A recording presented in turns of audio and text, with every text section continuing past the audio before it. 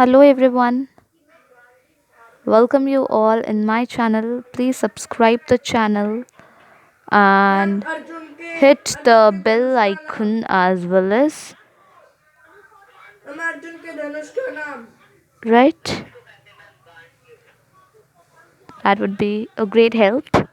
So today we are going to understand the chapter in a clear manner, and we are going to see how we are going to differentiate between different types of democracies and understand the various factors of democracy as well,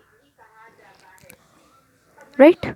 So first we need to discuss the overview of the lesson. Secondly, we need to discuss about the features of democracy and basic definition of democracy as well, right? These are the few things which we are going to discuss here. Also, arguments against democracy and arguments for and against democracy, right? And at the last topic of the chapter, we are going to discuss the broader meaning of democracy. So, is this point of view clear? Right? So, let us start with the overview, and today we will discuss till the first feature of democracy. Let us start and we'll write the concept so derived. So, here you can see we have marked the highlighted points of the overview, and you need to discuss the same thing as well.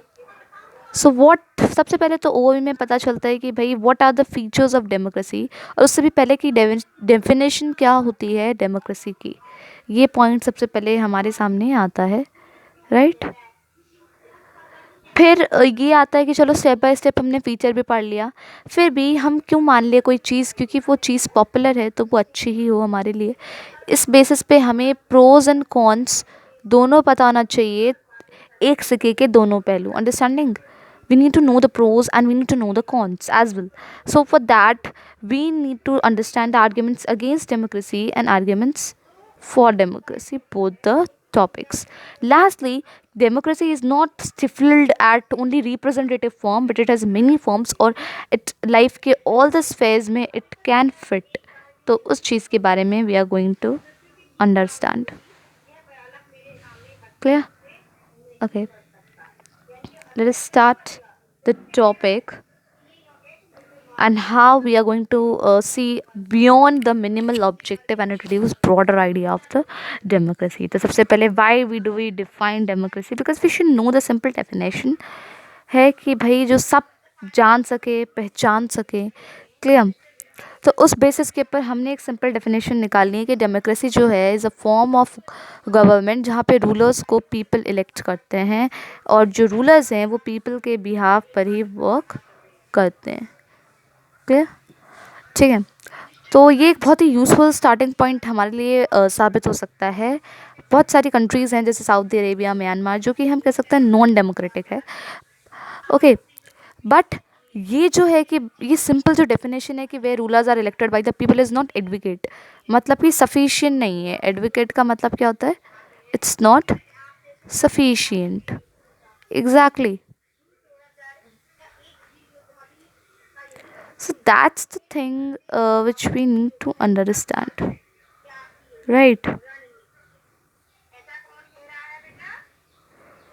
तो इस basis के लिए हम क्या करते हैं कि हम कुछ फीचर्स देते हैं, क्योंकि द सिंपल डेफिनेशन जो है सिर्फ रिमाइंड करता है कि जो भी कंट्री इलेक्शन हेल्ड करती है वो एक डेमोक्रेसी है, विच इज़ नॉट ट्रू।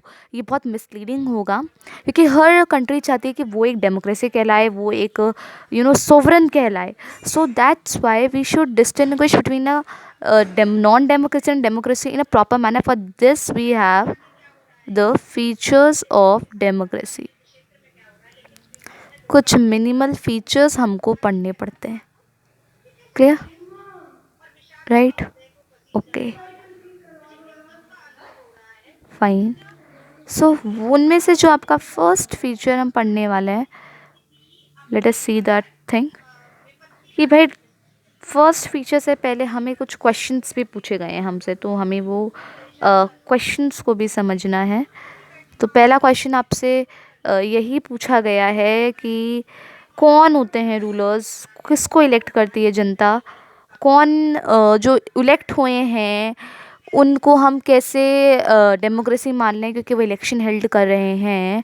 और फिर आता है किस टाइप के इलेक्शन होते हैं, क्या कंडीशन फुलफिल होनी चाहिए, फिर कौन पीपल इलेक्ट कर सकते हैं, क्या हर सिटीज़न को इक्वल बेसिस पे मिलता है, और क्या डेमोक्रेसी डिनाई भी कर सकते हैं कुछ राइट्स लोगों के, राइट।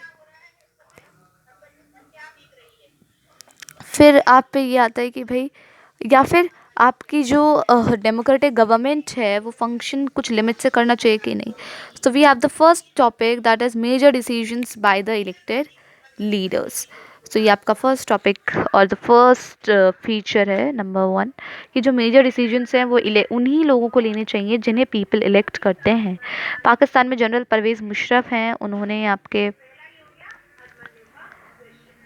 ने हमारा जो डेमोक्रेटिक गवर्नमेंट था उसे ओवरथ्रो करके एक मिलिट्री कूप किया इन अक्टूबर 1999 में और खुद को बना दिया chief executive of the country.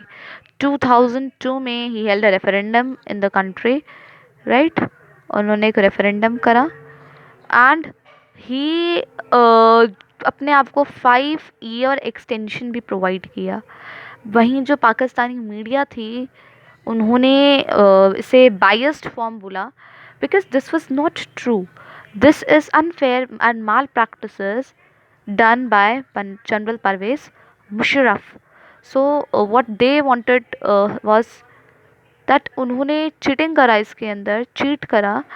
And उनका कहना था कि भाई अगस्त 2002 में उन्होंने लीगल फ्रेमवर्क भी अटेंड किया, इसके अकॉर्डिंग जो भी आपकी जो अपनी जो नेशनल और प्रोविंशियल है इनको भी ये डिसमिस कर सकते हैं। और जो नेशनल सिक्योरिटी काउंसिल थी जो पीपल की कैबिनेट को सुपरवाइज करती है उसमें मिलिट्री ऑफिशियल्स उन्होंने डाल दिए। इसलिए हम बोलेंगे that this is the unfair और non democratic country. Clear. Second thing है आपकी, तो पाकिस्तान को हम इसलिए नहीं बोल सकते because he used undemocratic form. वहाँ पे लोगों ने इलेक्ट तो किया बट उनके पास कोई भी पावर ही नहीं थी। तो इससे जो रियल पावर है वो किसी और के पास है, मतलब जनरल परवेज मुशर्रफ के पास है, ना कि उन इलेक्टेड लीडर्स के पास है। इसलिए this is a not non democratic government. तो इससे हमारा फर्स्ट फीचर मिलता है final decision making power should be handed to those who are elected by the people, right? So thank you, this is for today. Subscribe my channel.